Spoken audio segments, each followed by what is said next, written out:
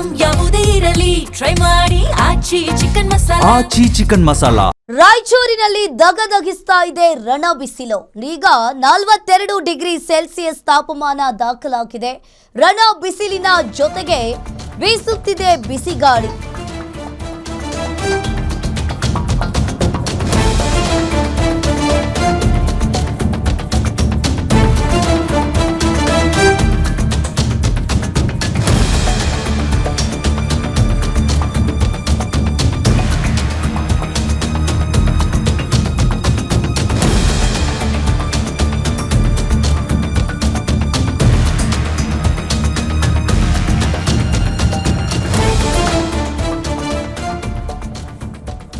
ರಾಯಚೂರಿನಲ್ಲಿ ದಗದಗಿಸ್ತಾ ಇದೆ ರಣ ಬಿಸಿಲು.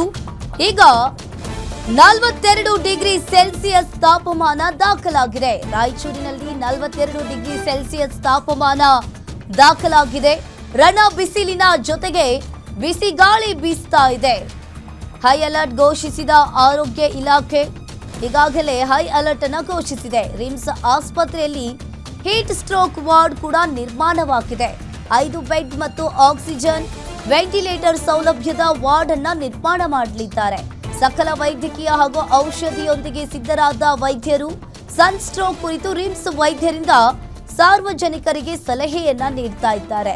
ಈಗಾಗಲೇ ಈ ಕಲ್ಯಾಣ ಕರ್ನಾಟಕ ಭಾಗದಲ್ಲಿ ಸಾಕಷ್ಟು ಬಿಸಿಲು ಈಗಾಗಲೇ ಜೋರಾಗ್ತಾ ಇದೆ. ರಣ ಬಿಸಿಲಿಗೆ ದಗದಗಿಸ್ತಾ ಇದೆ ಇಡೀ ರಾಯಚೂರು. ಈಗ 42 ಡಿಗ್ರಿ ಸೆಲ್ಸಿಯಸ್ ತಾಪಮಾನ ಅಲ್ಲಿ ದಾಖಲಾಗಿದೆ.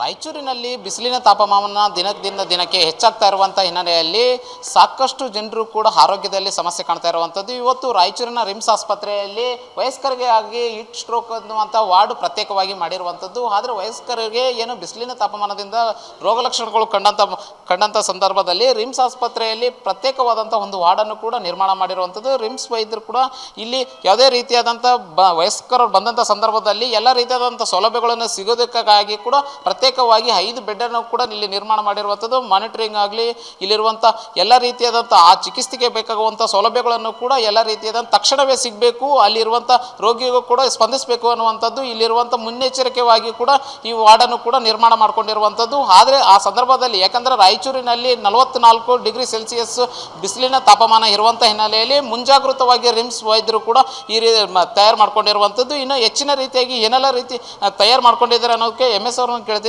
ಸರ್, ಇವಾಗ ಈ ವಾರ್ಡನ್ನು ನಿರ್ಮಾಣ ಮಾಡಿದ್ರಿ, ಏನೆಲ್ಲ ಪ್ರಿಪ್ರೇಷನ್ ಮಾಡ್ಕೊಂಡಿದ್ದೀರ?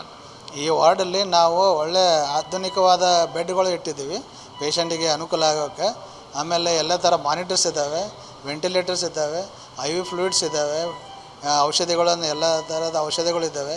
ಆಮೇಲೆ ನಮ್ಮ ಈ ಐಸೋಲೇಟೆಡ್ ಸ್ಟ್ರೋಕ್ ವಾರ್ಡ್ ಜೊತೆಗೇ ಪಕ್ಕದಲ್ಲೇ MICU ಇದೆ, ಇಂಟೆನ್ಸಿವ್ ಕೇರ್ ಮೊದಲಿಂದು ಇದೆ. ಸೊ ಅದ್ರ ಜೊತೆ ಪಕ್ಕಲ್ಲೇ ಇದ್ದಿದ್ದಕ್ಕೆ ಇದು ಒಂಥರ ಉತ್ತಮವಾದಂಥ ಒಂದು ವ್ಯವಸ್ಥೆ ಕೊಡೋಕ್ಕೆ ನಮ್ಮದೊಂದು ಮುಂಜಾಗ್ರತಾ ಕ್ರಮವಾಗಿ ಮಾಡಿಕೊಂಡಿದ್ದೇವೆ. ಆಮೇಲೆ ಮಕ್ಕಳಿಗೋಸ್ಕರ ಮೇಲ್ಗಡೆ ಮಕ್ಕಳ ವಾರ್ಡಲ್ಲೂ ಒಂದು ವ್ಯವಸ್ಥೆಯನ್ನು ಮಾಡಿದ್ದೇವೆ. ಆದರೆ ಹೀಟ್ ಸ್ಟ್ರೋಕ್ ಆದಾಗ ಇದು ಕೆಲಸ ಮಾಡಲ್ಲ. ಸೊ ನೀವು ಆ ಸಮಯದಲ್ಲಿ ನೀವು ವ್ಯರ್ಥ ಮಾಡಿದ ಸಮಯವನ್ನು ರಿಮ್ಸ್ ಆಸ್ಪತ್ರೆಯನ್ನು ಸಂಪರ್ಕಿಸಿ ಇಲ್ಲಿ ಈಗಾಗಲೇ ನಾವು ಹೇಳಿದಂಥ ವಾರ್ಡ್ ವ್ಯವಸ್ಥೆ ಆಗಲಿ, ಔಷಧಿಗಳ ವ್ಯವಸ್ಥೆ ಆಗಲಿ, ಅದ್ರ ಜೊತೆಗೆ ಟೆಕ್ನಾಲಜಿ ಏನಿದೆ ಇಲ್ಲಿ ಎಲ್ಲ ವ್ಯವಸ್ಥೆ ಮಾಡಲಾಗಿದೆ. ಜನಗಳು ಇದನ್ನು ಸದುಪಯೋಗಪಡಿಸ್ಕೊಂಡು ಈ ಹೀಟ್ ಸ್ಟ್ರೋಕಿಂದ ತಮ್ಮನ್ನು ತಾವು ಕಾಪಾಡ್ಕೋಬೇಕಂತ ವಿನಂತಿ. ವಯಸ್ಕರು ಸಾಕಷ್ಟು ಜನ ಇರ್ತಾರೆ, ಎಲ್ಲರೂ ಕೂಡ ಒಂದು ನೀವು ಮುಂಜಾಗೃತವಾಗಿ ಏನು ಕ್ರಮ ಕೈಗೊಳ್ಬೇಕಂತ? ಮುಂಜಾಗ್ರತವಾಗಿ ಒಂದು ಹೇಳ್ತೀನಿ, ನೀವು ಒಂದು ಸಾರಿ ಬಿಸಿಲು ಪ್ರಖರವಾಗುತ್ತೆ, ಆ ಟೈಮಲ್ಲಿ ಹೊರಗಡೆ ಹೋಗೋದನ್ನು ನಿಲ್ಲಿಸಬೇಕು. ಎರಡನೇದು, ಎಲ್ಲಾದರೂ ಹೆವಿ ಕೆಲಸ ಮಾಡ್ತಾಯಿದ್ರೆ ಕಂಟಿನ್ಯೂಯಸ್ ಕೆಲಸ ಮಾಡೋಂಗಿಲ್ಲ. ಆದಷ್ಟು ಅದನ್ನು 10 ಗಂಟೆಯಿಂದ ಬೆಳಗ್ಗೆ 9 ಗಂಟೆ 10 ಗಂಟೆಯಿಂದ ಸಾಯಂಕಾಲ 6 ಗಂಟೆ ತನಕ ತಳ್ಳ ಹಾಕಬೇಕು. ಅದೇ ರೀತಿ ಹತ್ತಿರದಲ್ಲಿ ಕೆಲಸ ಮಾಡೋಲ್ಲಿ ಅಲ್ಲಿ ನೀರಿನ ವ್ಯವಸ್ಥೆ ಮತ್ತು ಗಾಳಿ ಚೆನ್ನಾಗಿ ಫ್ಯಾನ್ ಅಥವಾ AC ಇತ್ತಂದರೆ AC ಕುಂದಿರುವಂಥ ಒಂದು ವ್ಯವಸ್ಥೆ ಮಾಡ್ಕೋಬೇಕು. ಅದೇ ರೀತಿ ORS ಏನಿದೆ, ಒಂದು ಸುಲಭವಾಗಿ ಸಿಗುವಂಥ ಎಲ್ಲ ಕಡೆ ಎಲ್ಲರಿಗೂ ಗೊತ್ತಿರುವಂಥ ಒಂದು ಉಪಾಯ. ಸೊ ಅದನ್ನು ಬಳಸ್ಕೋಬೋದು ಜನ. ಅದನ್ನು ಬಳಸೋದು ಭಾಳ ಜನಕ್ಕೆ ಗೊತ್ತಿದೆ, ಜಾಸ್ತಿ ಹೇಳೋ ಅವಶ್ಯಕತೆ ಇಲ್ಲ ಅನಿಸುತ್ತೆ. ಸೊ ಅದೇ ರೀತಿ ತಮಗೆ ಯಾವಾಗ ಉತ್ತಮ ಆಗಲ್ಲ ಇದೆಲ್ಲ ತೊಗೊಂಡ ಮೇಲೂ ದಯವಿಟ್ಟು ಸಮಯ ವ್ಯರ್ಥ ಮಾಡದೆ ರಿಮ್ಸ್ ಆಸ್ಪತ್ರೆ ಅಥವಾ ತಮ್ಮಲ್ಲಿ ಹತ್ತಿರ ಇರುವಂಥ ಒಂದು ವೈದ್ಯಕೀಯ ಸಂಸ್ಥೆಯನ್ನು ಅವರು ಕಾಂಟ್ಯಾಕ್ಟ್ ಮಾಡಬೇಕು ಅಷ್ಟೆ. ಇದಿಷ್ಟು ಇಲ್ಲಿರುವಂಥ ರಿಮ್ಸ್ ಆಸ್ಪತ್ರೆಯ ವೈದ್ಯರು ಹೇಳ್ತಾ ಇರುವಂಥದ್ದು. ಯಾಕೆಂದರೆ ಮುಂಜಾಗ್ರತಾ ಕ್ರಮವಾಗಿ ಏನಾದರೂ ಕ್ರಮಗಳನ್ನು ಕೈಗೊಂಡ್ರೆ ಯಾವುದೇ ರೀತಿಯಾದಂಥ ಆಸ್ಪತ್ರೆಗೆ ಕೂಡ ಬರೋದು ಬೇಕಾಗಿರೋಲ್ಲ ಅನ್ನೋ ಆಸ್ಪತ್ರೆಯ ವೈದ್ಯರ ಮಾತು. Anil Kumar, guarantee news, Raichur.